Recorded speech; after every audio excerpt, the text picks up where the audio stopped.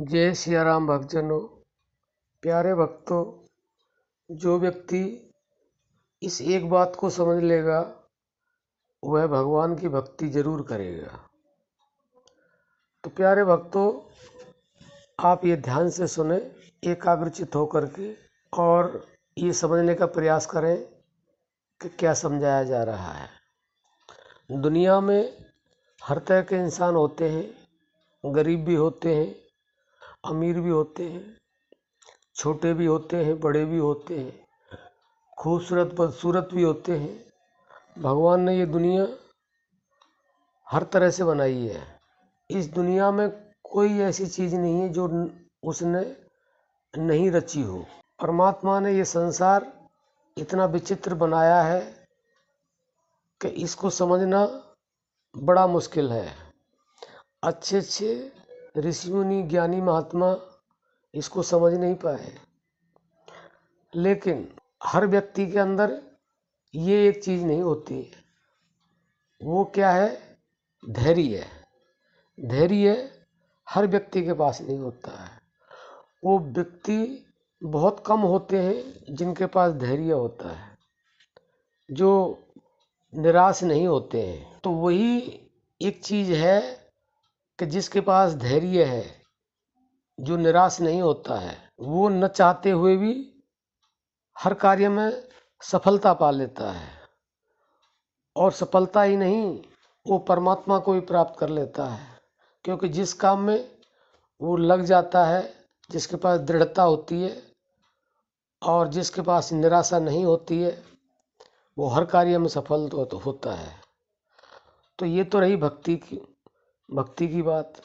भक्ति में तो ऐसा मनुष्य अगर लग जाता है तो वो फिर भगवान को पा कर के ही रहता है।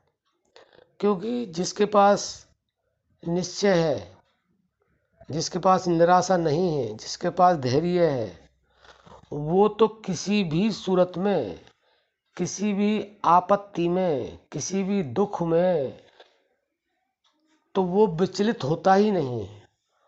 उसके पास इतना धैर्य होता है कि वो बस ये सोचता है कि कोई भी काम करने से पहले कि ये कार्य करना है तो करना है, इसमें कितनी बाधाएं आए, कितना ही नुकसान हो और कितनी समस्याएं, तो उसका जो धैर्य है बराबर काम करता है। निराशा उसके पास होती नहीं है। और जिसके पास निराशा नहीं होती है, उसे हर काम में सफलता मिलती है। तो प्यारे भक्तों, आप धैर्य से जो भी काम करेंगे वो तो सफल होगा ही होगा। लेकिन अगर कोई मनुष्य भगवान की भक्ति करता है और उसके अंदर धैर्य है, उसके अंदर निराशा नहीं है, तो उसे भगवान की प्राप्ति अवश्य अवश्य होती है। क्योंकि उसका जो धैर्य है वो इतना प्रगाढ़ होता है कि उसे किसी भी स्थिति में विचलित नहीं होने देता है।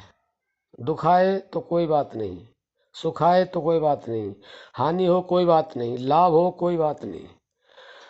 और यहाँ तक कि अगर उसके परिवार में, उसके साथ समाज में, उसके यारी दोस्ती में कहीं भी अगर अशुभ भी हो जाता है, अशुभ का मतलब जैसे कि किसी की मृत्यु हो जाए और जो उसे विचलित कर दे, लेकिन वो अपनी निराशा को उसके साथ नहीं लगने देता है, तुरंत अपने धैर्य को ले आता है।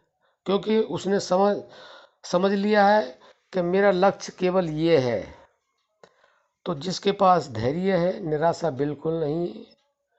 तो प्यारे भक्तों, वो निसंदेह ऐसा मनुष्य भक्ति में भगवान को पा लेता है।